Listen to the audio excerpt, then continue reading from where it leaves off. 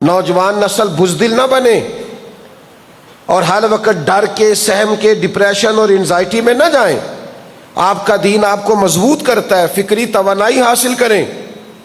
یعنی چھوٹی چھوٹی باتیں ہیں۔ میں نے بڑے بڑے سیانے لوگوں کو ڈانٹتے دیکھا ہے، چارپائی پہ بچہ بیٹھا وہ ٹانگیں ہلا رہا ہے، کہتے ہیں منحوس ہندیاں نے۔ آپ ویسے منع کر دیں کہ اخلاقاً ٹھیک نہیں، منحوس کا کیا مطلب ہے؟ یعنی میری آنکھ پھڑک رہی ہے، اللہ خیر ہی کرے۔ بھئی آنکھ تو کسی وقت جسم میں کھچاؤ ہو تو پھر بھی پھڑکنے لگتی۔ آج تک لوگ انتظار کرتے ہیں ان کی سیدھی ہتھیلی میں خارش آ جائے تو نوٹوں کا انتظار کرنے لگ جاتے ہیں۔ کہتے ہیں مینوں کسی دسیا ہے سجی ہتھیلی چ خارش ہوئے تے پیسے ہوندے نے تے کبھی چ ہوئے تے جاندے نے۔ خدا کے بندے، کون سا فلسفہ ہے؟ آپ ہاتھ میں خارش کرتے رہیں، جو خارش کا مریض ہے پھر اس کے پاس تو پیسے ختم ہی نہیں ہونے چاہیے۔ کیا بیکار سی باتیں۔ اچھا جی، چھینک آئے تو کوئی یاد کر رہا ہے، یہ بھی لطیفہ ہے، پتہ ہے آپ کو؟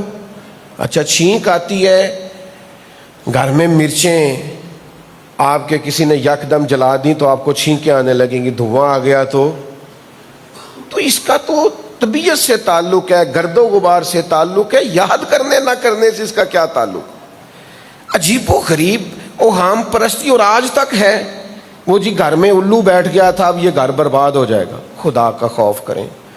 سفر میں شادی نہیں کرنی، کامیابی نہیں ہوتی، منگل والے دن سفر نہیں شروع۔ کیا بات کرتے ہیں آپ؟ مومن کا طریقہ ہے۔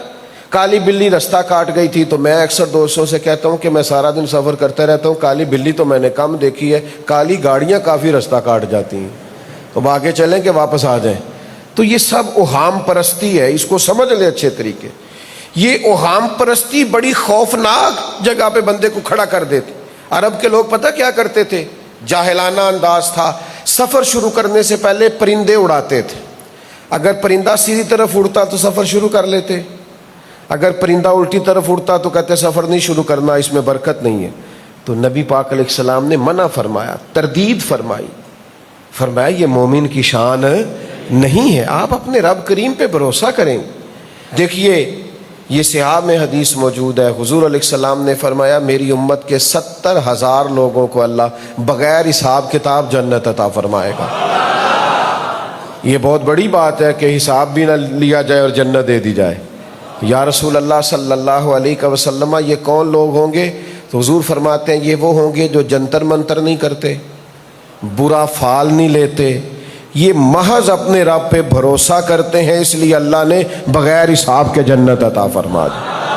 اللہ وحدہ لا شریک ہے، اس کے سوا کوئی عبادت مؤثر حقیقی اللہ ہے۔ لہذا یہ جو اوہام پرستی ہے نا، یعنی میری ملت کے جوان کو قسمت بدلنی ہے تو وہ کہتا ہے مجھے بتا دیں مجھے انگوٹھی کا نگینہ کون سا سوٹ کرے گا، میں نے قسمت بدلنی۔ قسمت محنت سے بدلتی ہے، نگینوں سے نہیں بدلتی۔ آپ محنت کریں، کافر اگر محنت کر کے آپ سے آگے گزر گیا تو اس کے پاس کون سا نگینہ تھا؟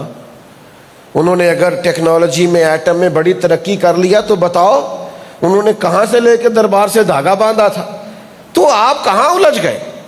برکات ضرور ہوتی ہیں، برکت ضرور ہوتی ہے، جمعے والے دن میں برکت ہے، بزرگوں کی دعا میں برکت ہے، آپ کوئی صدقہ دے کے جائیں تو اس میں برکت ضرور ہوتی ہے، پر نحوست نہیں ہوتی۔ برکت آپ لے سکتے ہیں کسی چیز سے لیکن نحوست نہیں۔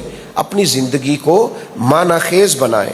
مصر جب فتح ہوا تو حضرت عمر ابن عاص رضی اللہ تعالیٰ عنہ نے حضرت عمر کو خط لکھا، آپ امیر المومنین ہیں، خط لکھا کہ یہاں ایک بڑی عجیب رسم ہے کہ دریا مصر کا ہر سال خشک ہو جاتا ہے، پھر ایک جوان اور کنواری لڑکی قتل کر کے گلا کاٹ کے دریا میں ڈالتے ہیں، معاذ اللہ، پھر یہ دریا دوبارہ سے چلنا شروع کرتا ہے، بہنا شروع کرتا ہے۔ تو اب چونکہ اللہ نے توفیق دی ہے، یہ علاقہ مسلمانوں کے زیر اثر آیا، آپ بتائیے اب کیا کرنا ہے؟ تو حضرت فاروق اعظم رضی اللہ تعالیٰ انہوں نے جواب میں خط لکھا، ڈانٹ دیا،